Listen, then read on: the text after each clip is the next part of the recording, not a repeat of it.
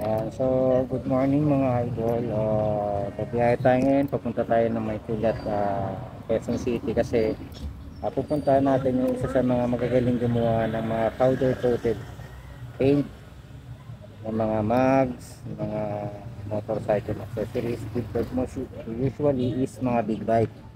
So, pupuntahan natin siya. Samahan nyo ako para makita nyo kung gaano kaganda ang quality ng mga gawa. Let's go!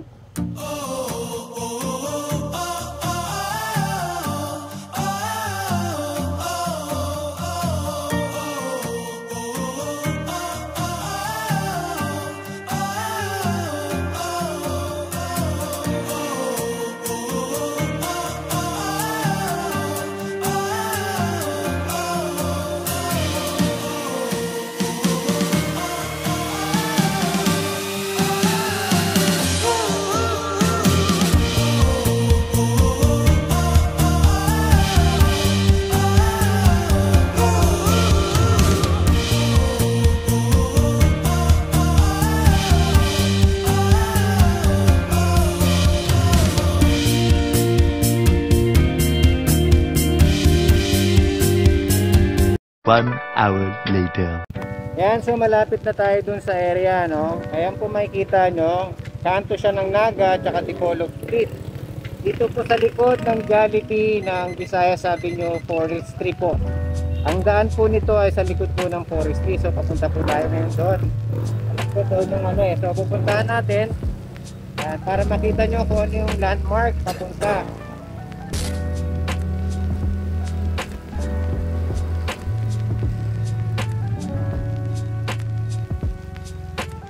At ayan na po, kung makikita nyo mga idol, ayan o. So makikita nyo yung karatula na yun o. Garahe Customs Motorcycle. So ayan o. Ayan ang palatandaan niya. So pagpasok natin, so ayan na. Dito na tayo. Okay, so nandito na tayo. So hanapin natin yung contact person natin kasi nagpa-schedule tayo ngayon. Tapos napansin ko ang daming mga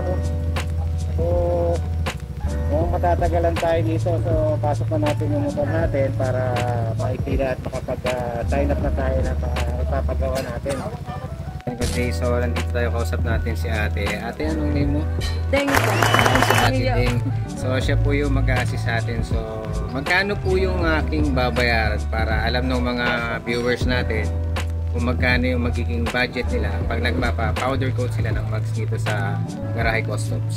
Sa NMAX po na size 14, ang gold namin is 3 to regular rate. Nakalas 500 po kami ngayon, 2.7 na lang. So yan. Pag naka-promo sila, mas mura. So powder coated na po yan, hindi po basta-basta tinipid na powder coat. So sabi ni nung nakausap ko sa online is 3 coating ba? Double coating. Double coating, sorry. Sobra ako ng isa. So, double coating siya. So, kung gusto nyo matapos kayo ng maga, huwag nyo akong gayahin kasi late ako pumunta. Tama. What? So, sinarado ko pa. May motor shop tayo. Sinarado muna natin yung shop natin para makapunta tayo dito.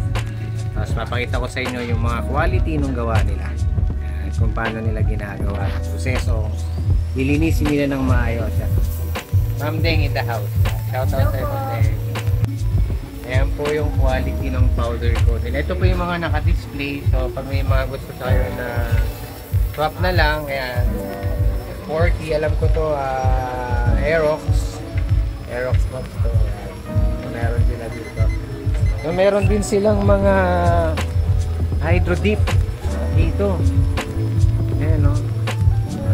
Hydro dip nila na so, hindi natin alam yung presyo niyan. So pag may gusto magtanong, hanapin nyo lang yung Facebook page nila.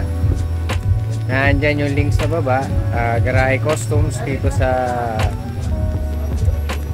alam ko Kulyat pa to eh. Hindi ko lang alam kung Kulyat to, pero dito yan sa likod ng Jollibee Visayas Avenue.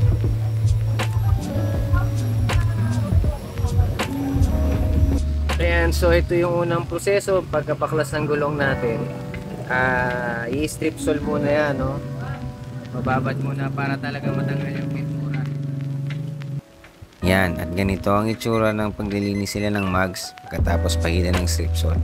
siguraduhin nilang malinis at walang pinturang mugs bago bugahan.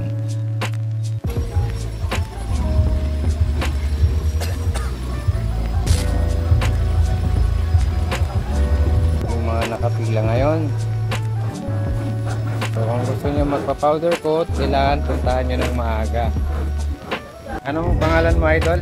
Ayan o. Yan, si Idol lang nagsampa ng motor natin. Siya yata magbabaklas ng gulong natin eh. Ayan, shoutout sa'yo, Idol. Ayan, so nakasampa na yung motor natin. Antayin natin na magiging proseso ni Master. At ito na nga, inumpisa ng baklasin ng ating mugs. Shoutout sa inyo mga Idol. Sila yung mga master dito sa Garay Customs. At ayan na, inuumpisa ng ipahid ng strip sole sa mugs natin. Napansin nyo, medyo natatanggal na yung pintura. At ito nga pala yung kanilang oven. Diyan nag-uumpisa ang proseso ng pagbubuga ng kanilang powder coat. Sinasabit nila dyan, nililinis maigi para pagbuga ng powder coat ay malinis na malinis. Ayan. Sige kuya, push mo yan, ipakita mo kung sino ka. Shoutout sa'yo kuya. Yan nga pala ang master ng powder coating dito sa Custom Garage. At ayan na, bubugahan na ni Idol ang ating mugs. O diba, may pa-transition pa ako. Yun o. O diba, kita nyo naman kung paano nila i-apply yan. O, so ganyan, ina-apply nila ng maayos, malinis at walang bukbok. O, diba?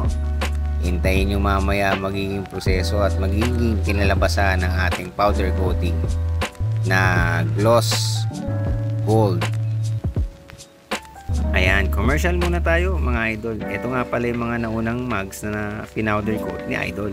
One eternity later. Eto na.